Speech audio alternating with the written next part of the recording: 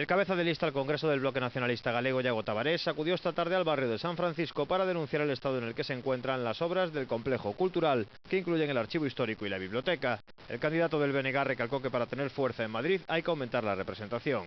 Grazas á capacidade de incidencia do Bloque Nacionalista Galego nas Cortes Xerais, se está a reanudar o proceso de transferencias e tanto as bibliotecas, como os arquivos, como os museos, como o Castelo de Monterrey, como as torres de Xinzo, da Porqueira e de San Díaz, próximamente formarán parte do patrimonio da Xunta de Galiza, serán xestionadas por a propia Xunta de Galiza.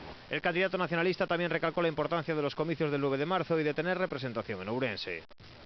Eso é o que nos xogamos o 9 de marzo, que Galiza, que Ourense, a través do Bloque Nacionalista Galego, poda incidir, poda condicionar as políticas do Estado en beneficio de Ourense, en este caso en beneficio de San Francisco, en beneficio da conservación dun dos máis importantes elementos culturais da nosa cidade e tamén dunha infraestructura cultural tan importante para a nosa cidade, para o noso país. En Corengril queremos ayudarle. Hemos seleccionado nuestros mejores productos cocinándolos con todo el sabor, en su punto, para que usted solo tenga que disfrutarlos. Corengril, estamos muy cerca de usted.